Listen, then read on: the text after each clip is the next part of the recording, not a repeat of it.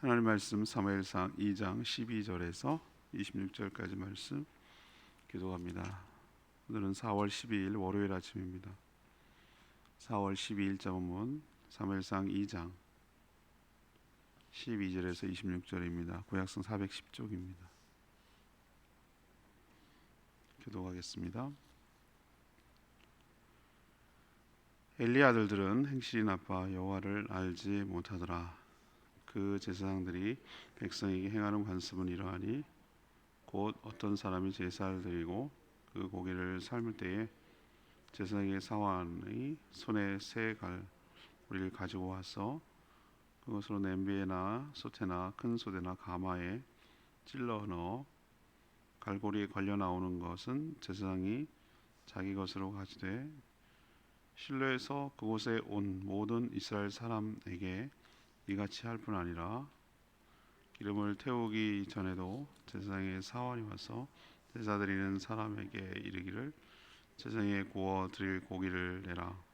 그가 내게 삶은 고기를 원하지 아니하고 나의 것을 원하신다 하다가 그 사람이 이르기를 반드시 먼저 기름을 태운 후에 내 마음에 원하는 대로 가시라 하면 그가 말하기를 아니라 지금 내게 내라. 그렇지 아니하면 내가 억지로 빼앗으리라 하였으니 이 소년들의 죄가 여호와 앞에 심히 크면 그들이 여호와의 제사를 멸시하였더라. 사무엘은 어렸을 때에 세모파 에봇을 입고 여호와 앞에서 섬겼더라. 그의 어머니가 매년 드리는 제사를 드리러 그의 남편과 함께 올라갈 때마다 작은 겉옷을 지어다가 그에게 주었더니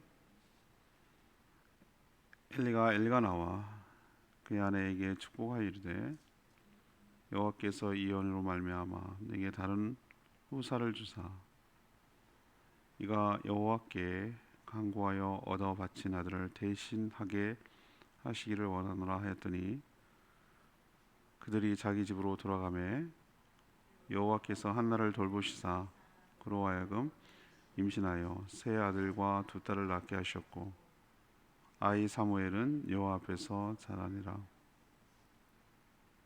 엘리가 매우 늙었더니 그의 아들들이 온 이스라엘에게 행한 모든 일과 회막문에서 수종드는 여인들과 동침하였음을 듣고 그들에게 이르되 너희가 어찌하여 이런 일을 하느냐. 내가 너희의 악행을 이 모든 백성에게서 듣노라. 내 아들들아 그리하지 말라. 내게 들리는 소문이 좋지 아니하리라. 너희가 여호와의 백성으로 범죄하게 하는도다.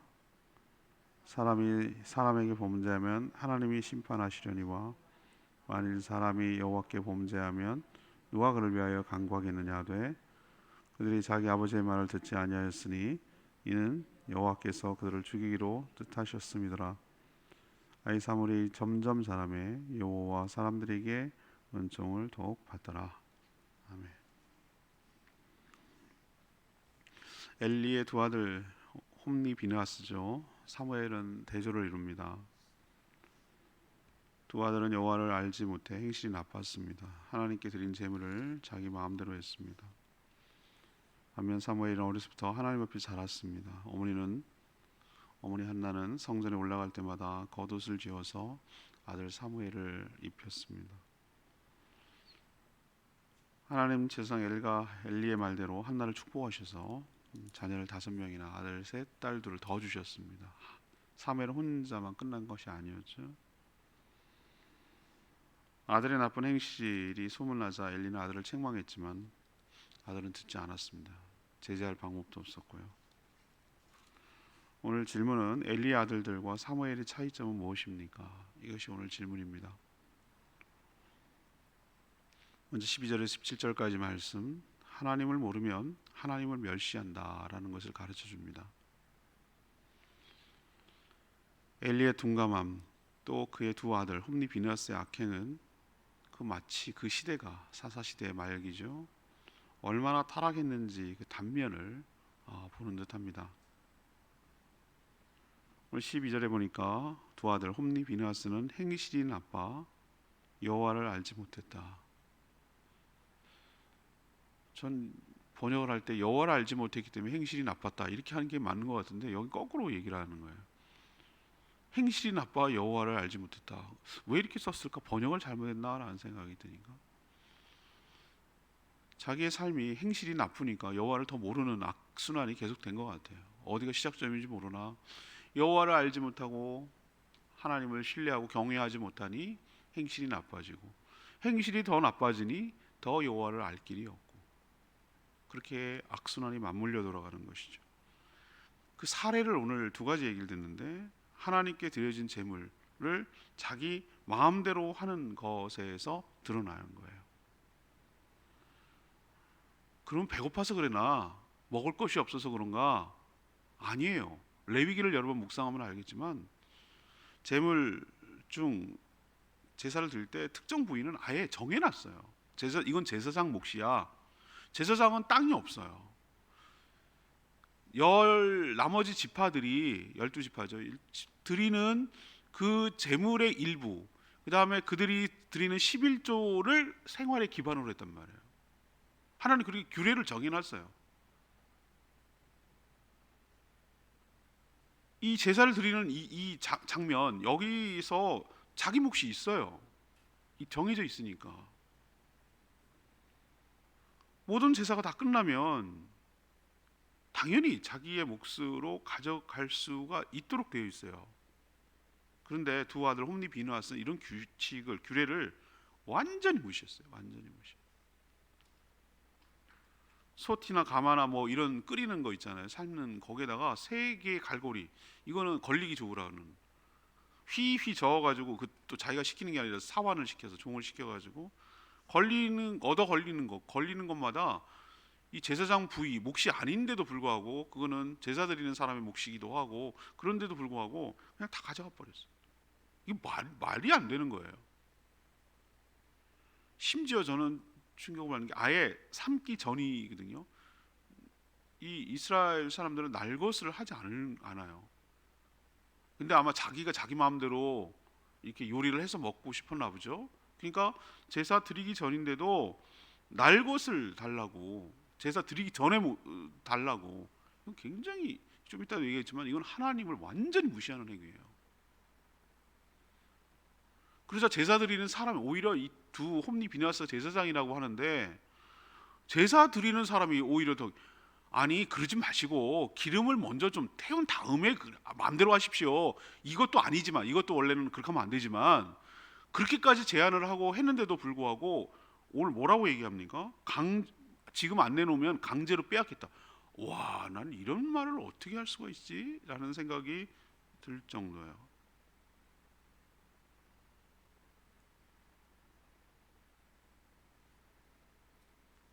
하나님께서 오늘 12절에 뭐라고 얘기합니까?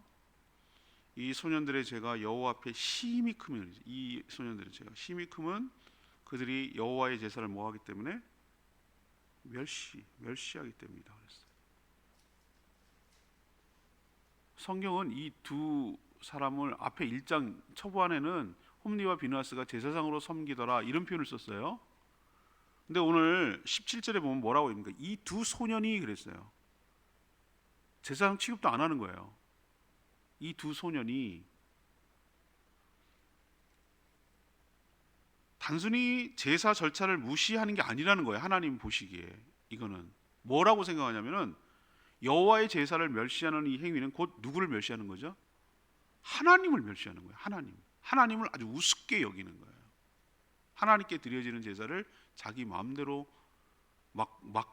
이건 뭐라고 표현해야 될까? 막 가는 거죠. 막 가는 건 모습은 이건 하나님을 그렇게 하나님이 없다고 생각하니까, 하나님을 믿지 않으니까, 하나님을 두려워할 줄 모르니까.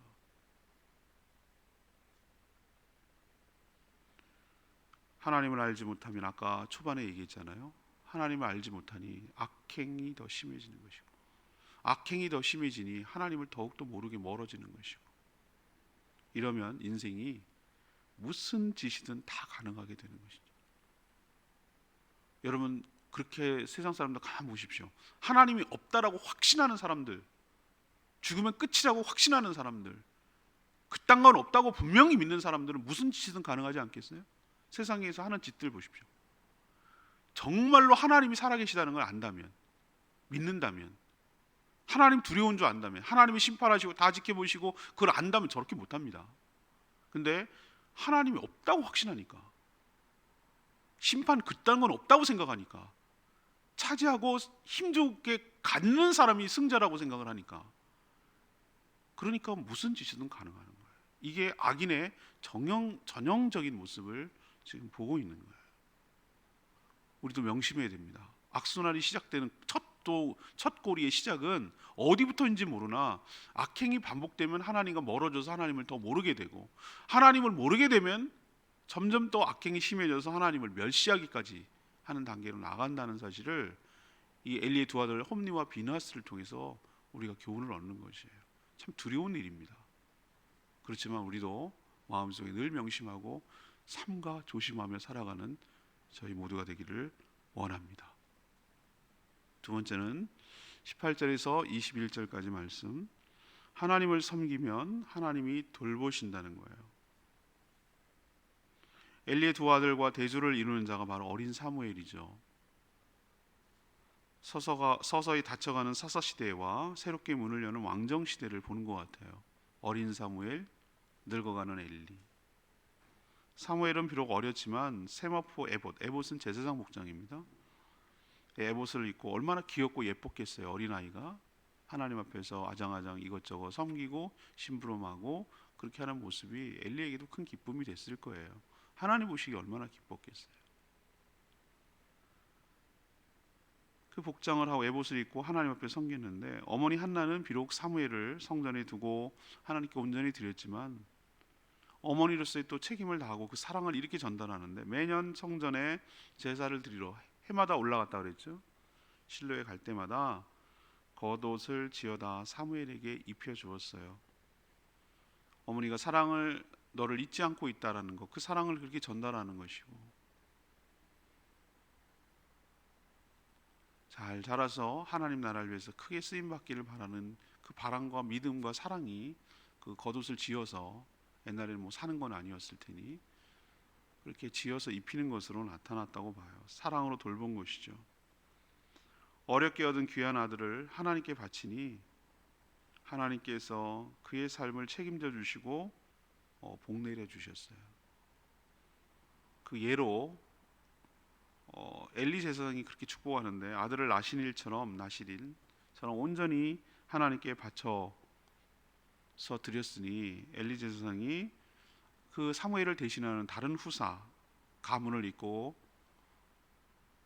이어갈 그 후사를 주시기를 기도하며 축복했는데, 하나님께서 그를 돌보시고 그렇게 아이가 안 생기던 한나에게 사무엘 이후로 아들 셋, 그리고 두 딸 5명이나 더 주셨어요. 사무엘까지 하면 6명이 되는 것이죠. 하나님께서 태의 문을 여니 이렇게 많은 아이들이 생산할 수 있고 나갈 수 있는 축복을 주신 거예요. 정말 한나가 불임이었었나? 라고 의심할 정도예요. 어제도 줄 설교했지만 하나님 막으셨어요. 하나님이 태의 문을 여시면 이렇게 많은 자녀를 낳을 수 있는 여인이었음을 입증이 되는 것이고, 하나님이 이렇게 이 한나를 그 약속대로 서원한 대로 하나님께 온전히 드리는 한나를 어떻게 돌보시며 어떻게 축복하시는지를 보여주시려고 가시적으로 이렇게 했다고 생각해요. 이처럼 하나님께 약속을 지키고 하나님을 온전히 섬기면 그렇게 하는 자가 손해나지 않도록, 아니 어쩌면 좀 표현이 뭐합니다만 한 것에 비해서 훨씬 더 많이 우리 표현이 좀 너무 저렴하고 저속해서 쓰기 싫지 않지만 남는 장사예요. 미안한 얘기지만 남는 장사. 하나님께 투자하고 하나님께 사랑을 받으면 정말로 감당할 수 없을 만큼 더 큰 축복이 임하게 될 줄로 믿습니다. 한나가 보여주잖아요. 이건 제가 경험한 바도 있고 간증한 바도 있고, 하나님을 온전히 충직스럽게 섬기면 하나님께서 모든 삶을 책임져 주신다고. 이건 분명한 사실이에요. 분명한 사실.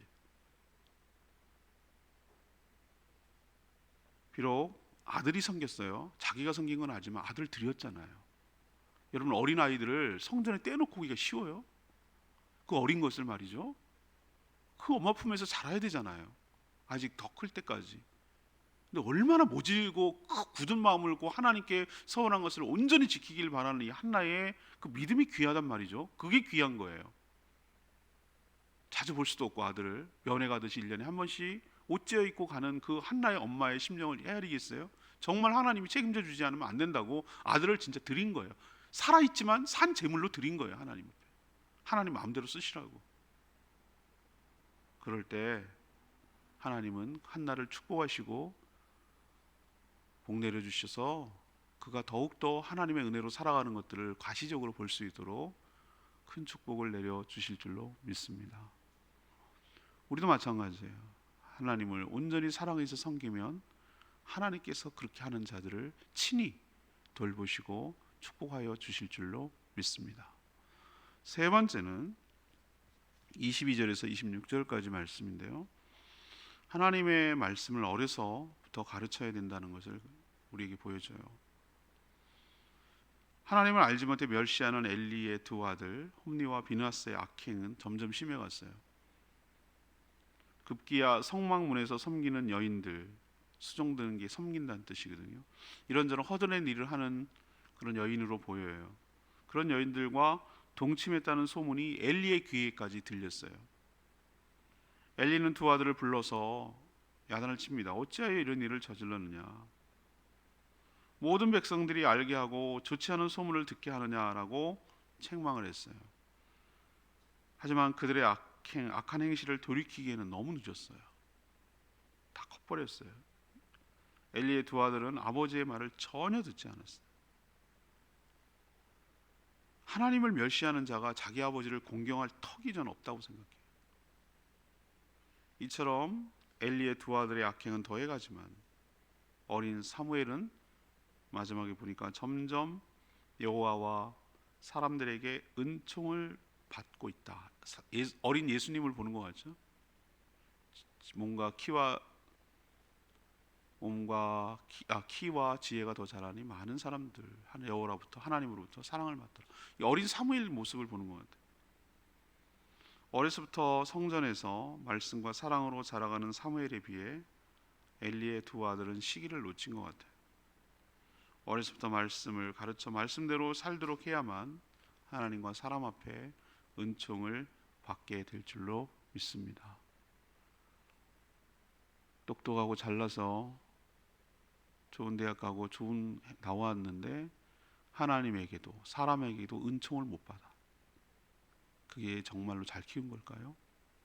저는 아니라고 생각합니다.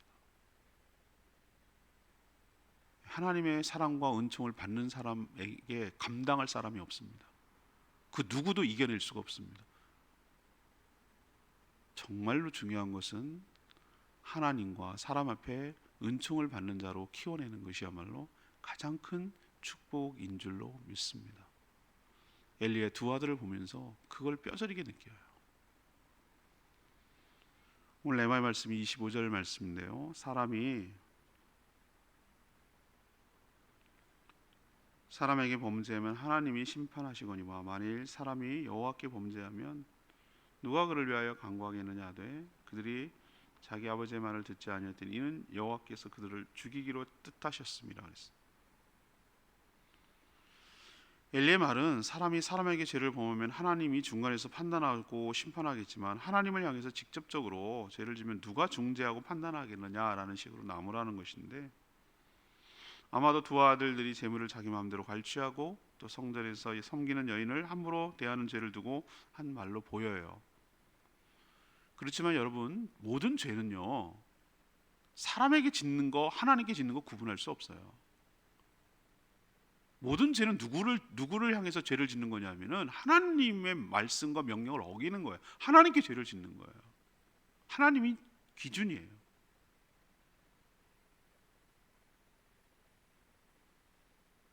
결국은 하나님의 말씀을 어기는 일이기 때문에 그래요. 우리도 명심하십시다. 내가 다른 사람을 해롭게 했어. 그 사람만 하나님 그 손해배상하면 안 돼요. 당연히 손해배상해야 돼요. 삭개오 하는 거 보십시오. 그런데 우리는 또 하나 기억해야 될 게 있어요. 하나님께 회개하고 용서를 구하는 일부터 해야 돼요. 그리고 죄를 지어서 손해를 끼쳐서 한 그 사람에게도 용서를 구하고 손해배상을 해야 되고, 항상 죄는 하나님과 연관시켜서 생각을 하고 이해를 해야 돼요. 사람께 짓는 거 하나님께 짓는 거 구분할 수 없어요. 이게 문제예요, 엘리. 자, 질문으로 다시 돌아갑니다. 자꾸 막 섞어서 오늘 성경을 얘기하고 있죠. 두 아들 홈니와 비느하스 얘기를 막 하다가 또 사무엘과 왜 이렇게 섞어서 갈까? 저는 다분히 의도적이라고 생각합니다. 어떤 의도냐면 비교 대조하려는 거예요. 비교 대조하려는. 성전 안에서 정말 사랑과 하나님 은총 속에 잘 자라가고 있는 그 시대의 어떤 서막이 열리는, 어떤 빛을 보는, 등불이 켜는 뭐 이런 것과 대조해서 몰락해가고 서서히 사라지는 사사시대의 끝자락에 있는 엘리와 그 두 아들들의 모습을 서로 이렇게 이렇게 보여주는 거예요. 겹쳐서 보여줌으로 인해서 이래서 사사시대가 끝나고 왕정시대가 시작되는구나라는 것을 의도적으로 교차 진행해서 보여주려는 의도가 있다고 생각해요. 그래서 당연히 오늘 질문도 이 두 사람, 그러니까 홈니와 비느하스 이 아들들과 이 사무엘과 어떻게 다른가, 차이가 있는가라는 것을 지금 비교해서 지금 보고 있는 거예요. 두 아들은 어땠습니까? 하나님을 모르니 하나님을 멸시하는 단계까지 나가는 것이죠. 또 사무엘은 하나님을 섬기니 하나님께서 돌보시는 것을 또 보여주고 있는, 은총을 받도록. 그리고 둘 다에서 깨닫는 교훈이 뭐죠? 하나님 말씀 어려서부터 신앙으로 바르게 키워야 되는구나. 이게 안 되면 적골 나겠구나. 그렇지만 정말 어렸을 때 말씀으로 잘 사랑으로 키워내면 사무엘처럼 하나님과 사람에게 은총을 받고 자라겠구나. 이것을 오늘 말씀에서 깨닫고 우리가 어떻게 살고 어떻게 자녀를 대하며 해야 될지를 깊이 생각하고 깨닫는 저와 여러분 되기를 원합니다. 오늘 말씀 붙들고 기도하기 전에 찬양집 471장 부르고 기도하겠습니다.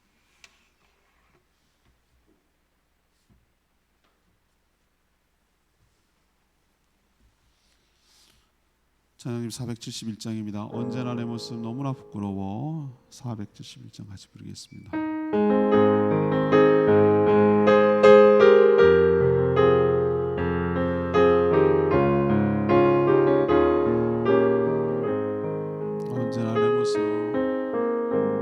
언제나 내 모습 너무나 부끄러워. 무릎으로 주님께 이도록 하오니 나 홀로 서 있는 죽은 내 영 깨우사 주님과 나를 깨워 내 영 살게 하소서. 주님 내 안에 주님 내 안에 내 안에 계시고 주님 내 안에 주님 내 안에 나를 세워주소서. 그렇습니다. 우리가 늘 좋은 것만 보고 교훈을 얻는 때도 있지만 이렇게 살면 안 되겠다 라는 반면교사로 교훈을 얻는 수도 있어요. 오늘 홈니와 비느하스 그리고 어린 사무엘을 대조해서 말씀을 전개하는데 어떻게 살아야 될지 자명하게 답이 나와요. 하나님을 멸시하고 무시하는 것이 처음부터 그랬겠어요? 하나님을 알지 못하니까 악행을 저지르니 하나님을 더욱 모르게 되고 하나님을 아예 안중에도 없고 하나님을 전혀 의식하지 않고 하나님을 없다고 생각하니 하나님을 마음대로 멸시하는 거예요. 그러면 하나님과 사람에게 은총을 받을 턱이 없죠. 그 결과를 내일 묵상하겠지만 이에 비해서 사무엘은 온전히 어렸을부터 말씀으로 자라고 사랑으로 자라고 그래서 하나님 앞에 존귀함을 얻도록 커가는 것을 봅니다. 우리가 어떻게 살아야 될지, 또 우리 자녀를 어떻게 키워야 될지 오늘 말씀을 깨닫고 하나님 앞에 바르게 살게 해달라고 주여 외치며 기도하겠습니다. 주여 하나님, 언제나 내 모습 너무나 부끄러워 무릎으로 주님께 기도록 하오니 나 홀로 서 있네. 죽은 내 영 깨우사 주님과 나를 깨워 내 영 살게 하소서. 주님 내 안에, 주님 내 안에, 내 안에 계시고 주님 내 안에, 주님 내 안에 나를 세워주소서. 하나님, 엘리의 두 아들과 어린 사무엘을 보면서 많은 것을 깨닫습니다. 어려서부터 말씀을 가르쳐 말씀대로 살게 하지 않으면 나중에 커서 어떤 사람이 되는지 확실히 봤습니다. 하나님을 알지 못하니 하나님을 멸시해서 감히 하나님의 재물에 손을 대고 하나님을 섬기는 종들을 함부로 대합니다. 어려서부터 하나님 앞에서 섬기는 훈련을 받게 하여 주시옵소서. 그래서 하나님과 사람들 앞에서 은총을 받는 자로 자라나게 하여 주시옵소서. 하나님을 섬길 때 주께서 친히 모든 삶을 책임져 주시고 돌보시며 복 주실 줄 믿습니다.